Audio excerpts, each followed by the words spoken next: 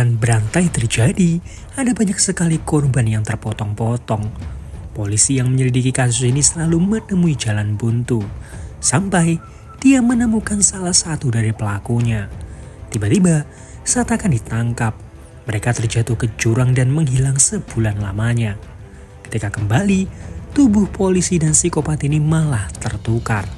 Apa yang sebenarnya terjadi? Dan apakah kasus pembunuhan berantai ini bisa dihentikan? Dan inilah Diva.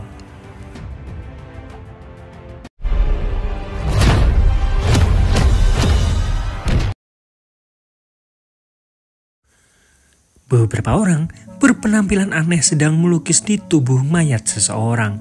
Sementara itu, seorang polisi terlihat mengawasi di luar. Dia diminta untuk masuk dan memeriksa. Polisi itu pun masuk ke dalam, tidak ada siapapun di sana. Sampai tiba-tiba, seseorang sudah ada di belakangnya. Di luar, petugas yang lain baru saja datang.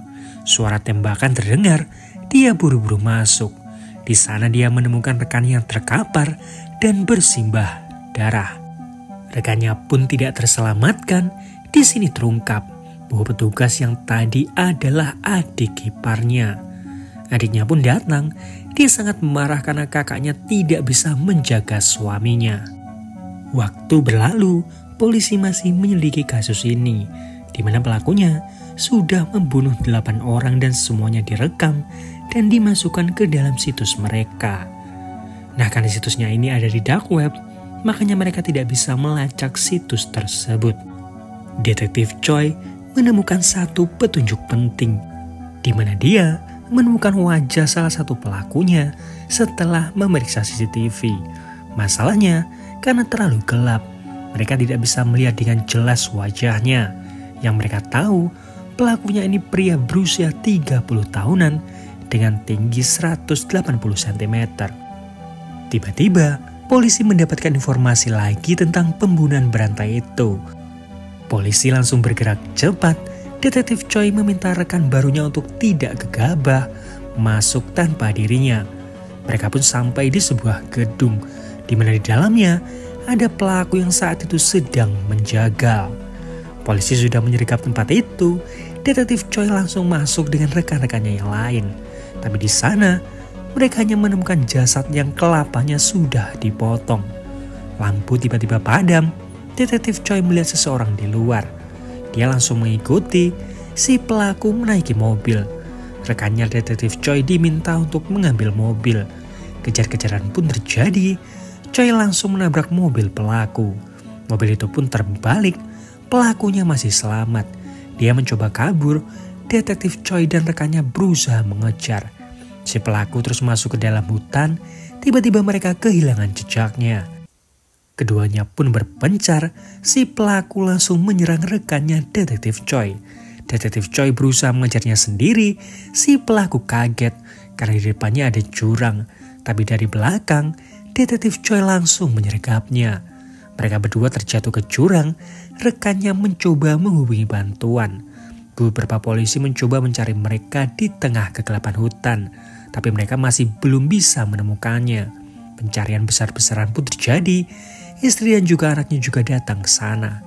Tapi sampai 1 bulan mereka masih belum menemukan apapun. Bahkan mereka mulai putus asa. Hingga pada akhirnya Kapten Kepolisian mendapatkan kabar bahwa pencarian akan dihentikan. Penyelidikan tentang kasus pembunuhan berantai pun dilanjutkan. Tiba-tiba ada sebuah mobil yang ugal-ugalan datang dan menabrak kantor polisi. Ketika diperiksa, ada Detektif Choi yang pingsan dengan tangan terborgol. Detektif Choi langsung dikeluarkan. Saat dia setengah sadar, dia melihat ke arah pelaku yang juga ada di mobil itu. Masalahnya, saat Detektif Choi terbangun, dia malah berada di tubuh si pelaku. Detektif Choi kebingungan, tapi petugas medis dan polisi langsung membiusnya. Sementara pelaku yang berada di tubuhnya Detektif Choi berpura-pura amnesia agar tidak dicurigai. Di sisi lain, Detektif Choi yang berada di tubuh pelaku mulai tersadar. Dia mencoba mencari cara agar orang-orang mempercayainya. Jadi dia bilang ke salah satu petugas di sana bahwa dia akan menceritakan apa yang terjadi sebulan yang lalu.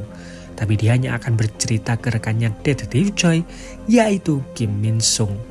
Awalnya, para petugas ragu apakah ceritanya ini benar, tapi mereka tidak punya pilihan lain. Hanya ceritanya lah yang mungkin bisa dipercaya sekarang dan jadi petunjuk satu-satunya. Kim lalu menemui Detektif Choi yang berada di tubuh pelaku. Awalnya, Detektif Choi menjelaskan bahwa dia hafal semua nama rekan-rekannya dan kapan Detektif Choi ini bekerja di sana. Tapi, kata-kata itu tidak cukup meyakinkan Kim. Kim meminta si pelaku ini untuk menceritakan apa yang sebenarnya terjadi sebulan yang lalu. Choi menceritakan bahwa setelah jatuh dari jurang, dia dibekap dan kepalanya ditutup. Tubuhnya diseret, dia hanya melihat papan nama bertuliskan Chungwo. Setelahnya, dia dibaringkan di ranjang yang terus saja bergerak. Detektif Choi juga mengaku bahwa dia terperangkap di tubuh pelaku. Dia tidak tahu si pelaku ini melakukan apa. Detektif Choi lalu menunjukkan bekas luka di dada pelaku. Kim yang mendengarnya sangat kesal. Bisa-bisanya pelaku ini mengaku sebagai Detektif Choi. Detektif Choi terus memohon dan mengucapkan kata-kata yang sering dia ucapkan ke Kim. Kim pun keluar dan menemui pelaku yang terperangkap di tubuhnya Choi. Sebelum masuk, Kim membalik sabuk pistolnya. Nah, ketika dia menyapa pelaku yang ada di tubuhnya Choi ini, si pelaku seolah tidak peduli. Kim tidak sepenuhnya percaya. Jadi dia mencoba mencari di map tentang papan nama Chungwo itu. Sampai dia menemukan sebuah sekolah terbengkalai dengan nama Chungwo di sekitar hutan itu. Sementara si pelaku menemui Choi. Si pelaku ini mengancam Choi karena dia kini satu rumah dengan istri dan juga anaknya. Jika Choi tidak menuruti perintahnya, maka istri dan juga anaknya akan diperkaos dan juga dimutilasi. Choi yang mendengar hal itu langsung memohon dan berjanji akan melakukan apa saja. Si pelaku meminta Choi memberitahukan semua data dirinya, identitas online-nya, password, rekening bank, pokoknya semua yang berhubungan tentang dirinya. Choi tidak punya pilihan lain. Dia pun mulai menceritakan semuanya. Kembali ke Kim, dia sudah sampai ke sekolah Chungwo. Di sana dia menemukan sebuah tempat. Di dalamnya, Kim menemukan kain-kain dengan bercak darah dan melihat ranjang di sana. Sementara pelaku mulai menghafal semua yang dikatakan oleh Choi yang tadi sudah dia rekam. Esok harinya, Kim pergi ke rumah sakit untuk menemui dokter kenalannya. Kim menanyakan apakah ada kemungkinan dua tubuh bisa saling bertukar jiwa atau bertukar otak. Nah, si dokter hanya tertawa, hal semacam itu tidak ada. Tidak ada juga operasi apapun yang bisa melakukannya. Sementara si pelaku yang hari itu keluar dari rumah sakit menemui Choi. Dia memeluk istrinya Choi sambil memberikan isyarat bahwa kini dia yang memegang kendali.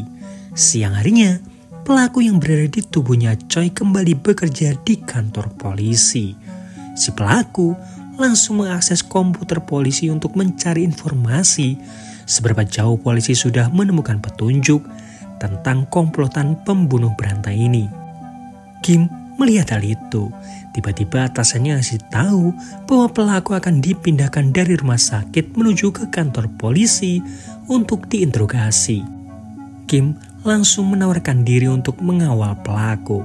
Nah, di sini Kim bingung mana yang bisa dia percayai karena dia melihat sendiri bagaimana pelaku yang ada di tubuhnya Choi ini bisa mengakses komputernya sendiri.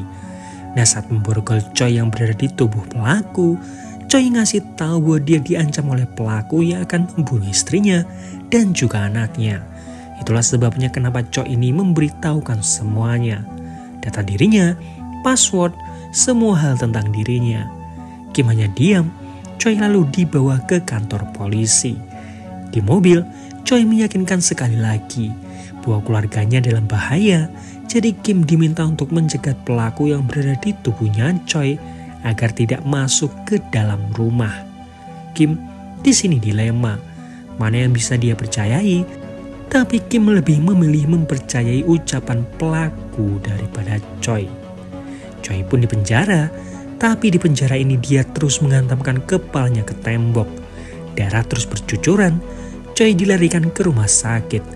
Dia pura-pura pingsan saat petugas mendekat. Choi langsung menggigit kupingnya. Choi lalu mengambil besi dan mengancam akan membunuh petugas itu jika borgolnya tidak dibuka. Pertarungan pun terjadi. Choi akhirnya berhasil kabur dari sana. Berita itu langsung viral di mana-mana. Polisi bergerak cepat dan langsung melakukan penyisiran. Pelaku yang melihat berita tersebut hanya tertawa karena dia tahu di mana keberadaan Choi saat ini. Choi terus berusaha bersembunyi sambil menghindari polisi. Dia lalu kembali ke rumahnya. Di dalam, dia melihat si pelaku yang sedang makan dengan keluarganya. Si pelaku ini sadar Choi ada di dekat sana. Jadi dia seolah mempermainkan Choi. Sebuah HP dilempar keluar, Choi mengambilnya. Dengan begitu dia bisa berbicara dengan pelaku. Choi mengancam akan membunuh si pelaku jika dia macam-macam dengan keluarganya. Nah, si pelaku ini ngasih tahu bahwa dia hanya meminjam tubuhnya Choi. Jika Choi bisa membawa 2 pelaku yang lain ke hadapannya dalam waktu 2 minggu, maka tubuh Choi akan dia kembalikan. Si pelaku ini kesal karena 2 rekannya itu mengkhianatinya dan melaporkannya ke polisi. Choi bingung bagaimana dia bisa mencari mereka dengan minimnya bukti. Si pelaku meminta Choi untuk pergi ke stasiun Yoksan. Di sana nantinya akan ada gelandangan yang akan mendekati Choi. Di kantor polisi saat itu sedang kacau. Mereka kebingungan mencari di mana pelakunya ini kabur. Choi tiba-tiba menghubungi Kim. Choi tidak mau menjelaskan banyak hal karena Kim pasti tidak akan percaya. Tapi Choi meminta Kim untuk datang ke stasiun Yoksan. Choi lalu pergi ke pinggiran stasiun, tempat para gelandangan ini tinggal. Tiba-tiba, seseorang gelandangan menyapanya dan meminta Choi untuk mengikutinya. Mereka menuju ke toilet umum. Si gelandangan ini bilang bahwa bukan dirinya lah yang melaporkan pelaku ini ke polisi, melainkan Yohan.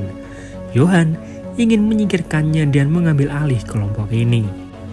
Melihat Choi yang kebingungan, si gelandangan ini hanya bertanya, siapa sebenarnya Choi ini? Si gelandangan langsung mengeluarkan pisau dan menyerang Choi. Untungnya, Kim datang tepat waktu dan membantunya.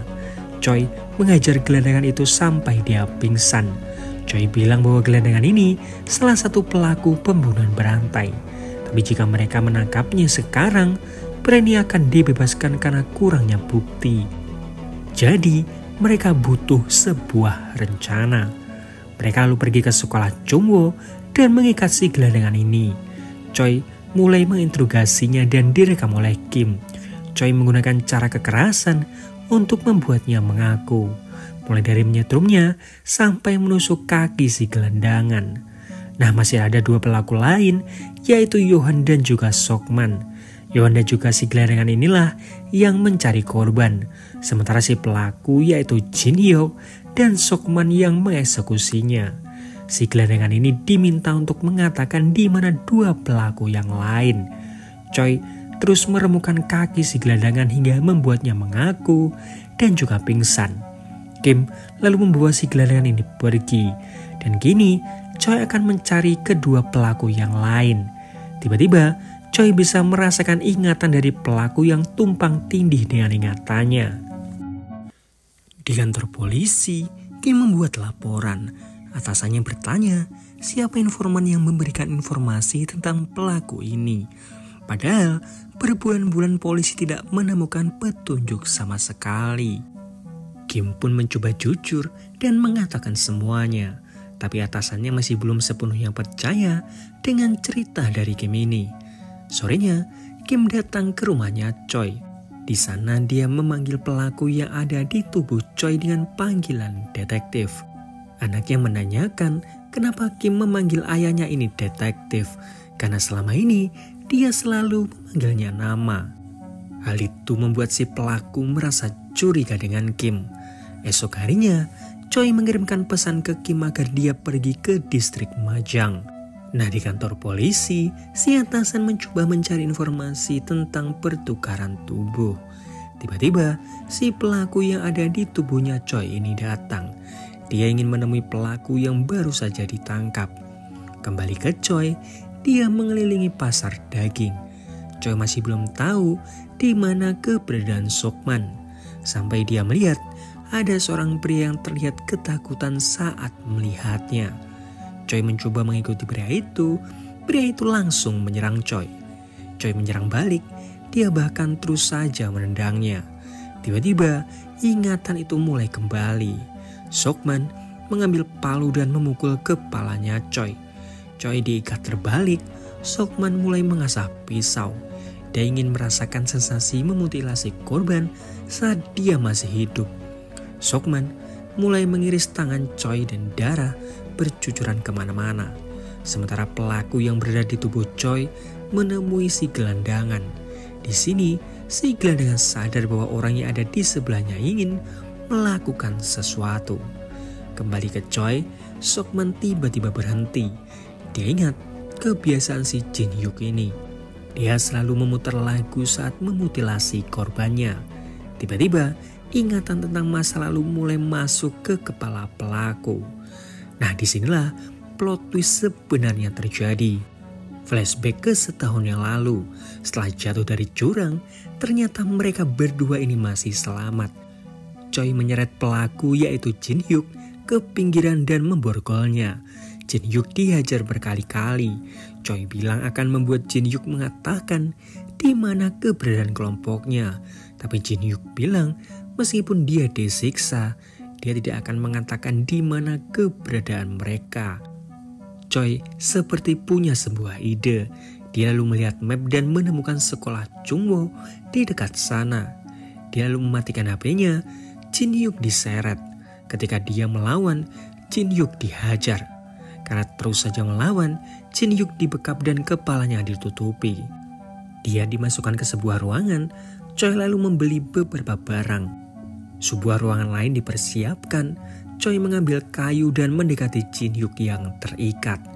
Berhari-hari, Jin Hyuk ini dipukuli, tapi dia tidak juga menyerah. Choi juga menyetrumnya berkali-kali setelah dia memukuli Jin Hyuk. Tapi penyiksaan demi penyiksaan itu tidak membuat Jin Hyuk ini gentar. Dia malah berusaha menggigit lidahnya sendiri. Choi mencoba menghentikannya. Jin Hyuk tertawa. Kali ini, jika Choi tetap memaksanya, maka dia akan melakukan hal itu lagi. Malamnya, Choi mendengarkan berita bahwa kasus pembunuhan berantai itu terus saja berlanjut. Bahkan, ini adalah korban ke-11 mereka. Choi yang marah mengambil pisau dan memaksa Jin Hyuk untuk mengatakan di mana keberadaan komplotannya. Tapi bukannya takut, Jin Hyuk malah menikmati semuanya. Choi berpikir bahwa cara kekerasan tidak akan mempan untuk Jin Hyuk. Jadi dia menemui dokter rekanannya. Choi menceritakan bagaimana dia menyiksa Jin Hyuk untuk mengatakan semuanya. Tapi Jin Hyuk tetap saja gigih pada pendiriannya. Si dokter lalu mengatakan tentang teknik terlarang yang pernah dilakukan CIA untuk menginterogasi. Teknik ini dilarang karena setelahnya korban akan mengalami kelumpuhan. Si dokter lalu menunjukkan campuran obat yang harus diberikan selama 5 hari berturut-turut. Nantinya, Jin Hyuk akan seperti kerasukan dan kehilangan ingatan. Choi langsung kembali dan terus memberikan obat itu. Pelan-pelan, Jin Hyuk kehilangan ingatannya. Nah, si dokter memberikan obat lain. Obat ini membuat Choi bisa melakukan apa saja dengan otaknya Jin Hyuk, termasuk memberikan informasi baru ke otaknya. Obat itu pun diberikan. Choi mencoba menginterogasi Jin Hyuk di mana keberadaan rekan-rekannya.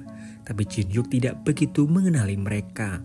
Mereka hanyalah gelandangan dan pengangguran yang bahkan tidak memiliki identitas. Jadi hanya Jin Hyuk lah yang bisa menemukan mereka. Choi pun punya sebuah rencana jenius. Dia memberikan obat itu lagi dan memberikan sugesti ke Jin Hyuk bahwa dia sebenarnya adalah Choi yang terperangkap di tubuhnya Jin Hyuk. Kembali ke masa sekarang, Jin Hyuk mulai tersadar. Dia mematahkan lengannya sendiri dan mulai melepaskan ikatannya. Sokman yang melihat hal itu ketakutan. Jin Hyuk mulai merasakan sakit di kepalanya. Sokman mengambil kapak, tapi Jin Hyuk duluan menusuknya. Beberapa saat kemudian, Kim pun datang. Jin Hyuk pura-pura terkapar dan bilang dia diserang oleh pria itu. Saat Kim mencoba melihat Sokman, Jin Hyuk langsung mengambil pisau dan menusuk Kim. Kim kebingungan kenapa dia ditusuk. Dia masih mempercayai bahwa Choi berada di tubuhnya Jin Hyuk. Kim lalu ditusuk berkali-kali sampai dia tewas. Choi lalu mendapatkan kabar bahwa Kim ditemukan tewas. Dia buru-buru pergi ke TKP. Choi mengikuti darah di sekitar sana dan menemukan keberadaan Jin Hyuk. Jin Hyuk masih berpura-pura bahwa dia masih dicuci otaknya. Bahkan dia juga cerita bahwa Kim dibunuh oleh Sokman. Choi meminta Jin Hyuk untuk menemukan Yohan dan menangkapnya hidup-hidup. Choi sangat kehilangan. Dia tidak menyangka hal ini akan terjadi. Esok harinya, Kim dimakamkan. Atasannya menyayangkan kematian Kim ini. Seharusnya waktu itu dia menghentikannya.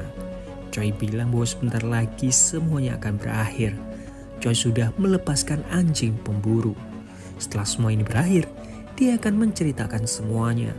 Tiba-tiba, nomor tidak dikenal menelpon Choi. Ternyata itu adalah Yohan yang mengatakan akan membantu Choi menangkap Jin Hyuk. Choi diberikan sebuah lokasi oleh Yohan. Choi ternyata juga sudah memasang alat pelacak di tubuhnya Jin Hyuk. Jadi dia tahu bahwa Jin Hyuk juga sedang menuju ke sana. Yohan terlihat santai, apalagi ketika melihat ada sebuah mobil yang datang. Mengira itu Choi, tapi ternyata hanyalah orang lewat. Yohan pun mencoba menyerang Jin Hyuk, tapi Jin Hyuk langsung menyerang balik dan memukulnya. Tubuh Yohan lalu dibawa ke sekolah Chungwoo. Di sana, Jin Hyuk memotong kupingnya. Sementara itu, Choi melihat Jin Hyuk sudah berada di sekolah Chungwoo. Jadi dia langsung pergi ke sana. Dari belakang, atasannya coba untuk mengikutinya. Choi lalu sampai di sana. Dia melihat Yohan yang bersibah darah tapi masih hidup. Jin Hyuk meminta Choi mengembalikannya seperti dulu. Choi lalu memutarkan musik, tapi Jin Hyuk hanya tertawa. Dia sudah sadar dari dulu, bahkan Choi juga baru tahu bahwa Jin Hyuk lah yang sudah membunuh Kim. Choi menyerang Jin Hyuk, tapi Yohan menyerang Choi karena dia percaya Jin Hyuk ada di tubuhnya Choi. Choi ditusuk oleh Yohan. Sementara itu, di luar polisi mulai berdatangan. Suara tembakan terdengar. Jin Hyuk memukul Choi dan menyerangnya. Mereka berdua berusaha meraih obat yang terjatuh. Di luar, polisi sudah menyergap tempat tersebut, tapi yang keluar hanyalah Jin Hyuk yang mengaku sebagai Choi yang terperangkap di tubuhnya Jin Hyuk. Dia mengatakan semua hal tentang rekan-rekannya. Choi lalu tersadar. Jin Hyuk meminta semua orang untuk menembak Choi. Mereka semua kebingungan, tapi tiba-tiba Choi bilang bahwa dia adalah Jin Hyuk. Ternyata Jin Hyuk berhasil mendapatkan obat itu duluan dan menyuntikannya ke Choi. Dia juga memberikan sugesti bahwa namanya Choi kini berganti Jin Hyuk. Melihat Choi yang mencoba menyerang Jin Hyuk, membuat kapten kepolisian akhirnya menembak Choi. Tapi Choi tidak menyerah. Di sisa-sisa terakhir tenaganya, dia menusuk Jin Hyuk. Dan film pun berakhir. Nah, itu tadi alur cerita film Devil 2023. Seperti biasa, like kalau kalian suka, dislike kalau enggak, subscribe kalau belum. Sampai jumpa di video yang lain. Dan jom